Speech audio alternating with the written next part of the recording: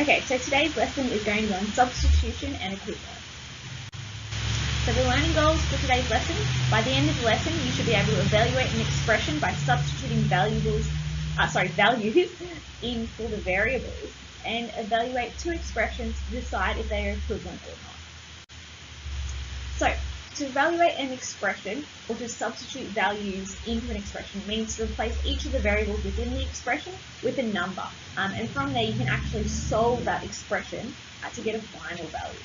So for instance here, we've got 4y plus 3b takes 7. And we're actually given values for y and for b. So y equals 5 and b equals 12. So the way we substitute this is everywhere we see a y, we're going to put 5. Everywhere we see a b, we're going to put 12. So it becomes 4 times 5, because 5 is our value of y, plus 3 times 12, because 12 is our value for b, takes 7. And from there we can actually solve this expression. So we can use our order of operations, brackets and powers first, none of those, and then we've got our multiplication. So 4 times 5 will give us 20, plus 3 times 12, 6, take 7. And then we can just work left to right and do our addition and subtraction. So 20 plus 36 is 56, take 7, will give us an answer of 40. So you can see there we started off with an expression that had variables in it, and through the substitution we're actually able to get a final value. So our second learning goal here is to talk about equivalence. So two expressions are actually called equivalent if they have equal values regardless of the number that's substituted in for each variable. So to do this, what we actually do is we pick a number to represent the variables, we substitute it into the equation, and we solve the equations, and if we get the same answer, we know they're equivalent. If we get different answers, we know they're not equivalent. So the only thing is we try and avoid 0 because that can cause us some issues with multiplication. So our first one is f take 5, and so as I said, the first thing we're going to do is put a value of f. So for this one, let's say f equals 2. So now we're going to substitute 2 in for f. So 2 take 5 will give us an answer of negative 3. And then we'll do the same thing for our second expression. So our second was 5 take f. Again, we're going to substitute in our value of f, which we chose as 2. So 5 take 2 will give us an answer of 3. So you can see our first expression, we've got an answer of negative 3. Our second, we've got an answer of 3. So those are different numbers, so that means our expressions are not equivalent. So therefore, they're not equivalent. So it's important that you actually write in words your conclusion, because in the test you will actually get marks for your communication. So we've got another example here to see whether these two are equivalent. This time we've got two variables. We've got a and a b. So we'll pick a value for a. It can be anything that we want. So let's say 6, and we can pick a value for b. Again, it can be anything that we want. Let's say 3. We can substitute these. So our first one is a plus b. A plus b. We'll substitute in our values. So a we chose to be 6, and b we chose to be 3.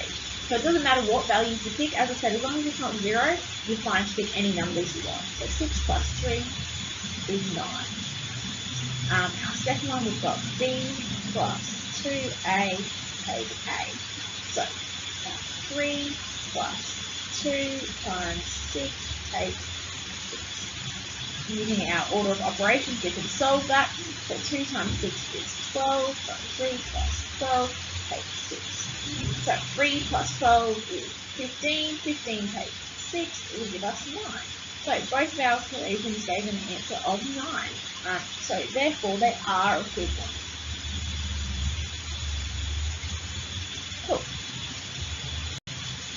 So we've got a few more examples here as well. So this one is asking us to evaluate the expression 4ab, subtract 2b plus 6b when for a we've given different values. So a equals 4, b equals 3, and c equals 9. So we're going to substitute those values in for a. So we've got 4 times 4, because in A equals 4, times 3, because B equals 3, take 2 times 3 plus 6 times 9, because C equals 9. And from there, we can use our order for operations to solve. So 4 times 4 is 16, 16 times 3, 48. Alright, I'll take 2 times 3 is 6, plus 6 times 9 is 54. So 48 take 6 is going to give us 42, plus 54, which will give us an answer there of 96. So there you go, we've evaluated that expression using those variables. For B, we're actually given a different set of variables, but the same expression. So we'll do the same thing just using our new variables.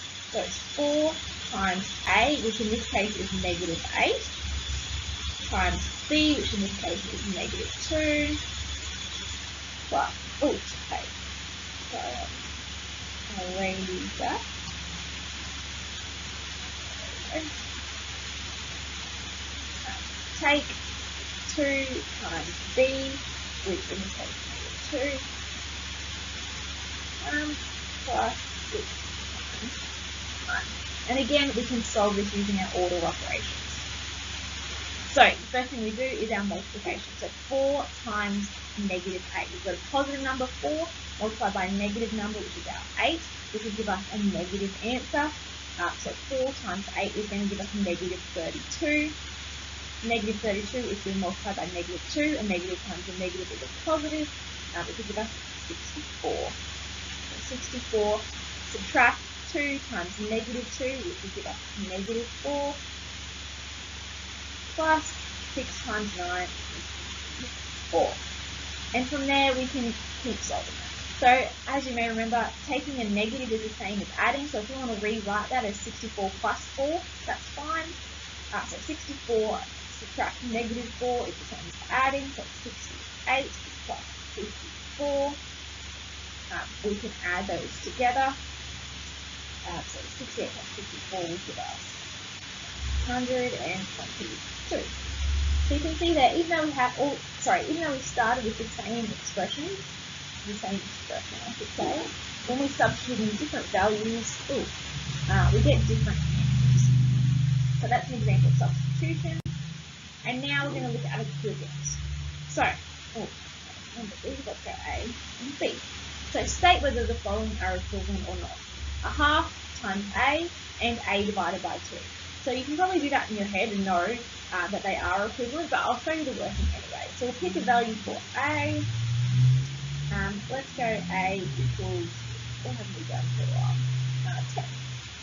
So then we're going to substitute that in. So a half times 10.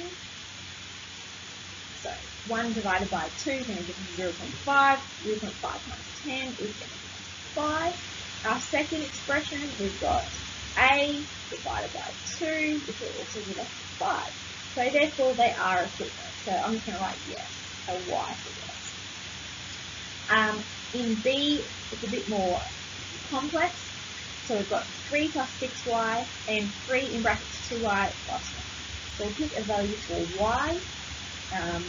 Let's go 6 again, or go 6 last time. I'll erase that. Let's pick a different value for y.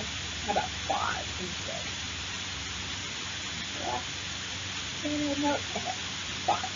So now we're going to substitute in 5 every time we see y. So for our first one, 3 plus 6 times 5. 6 times 5 is 30, so we've got 3 plus 30 equals 33. Then we'll check our second expression.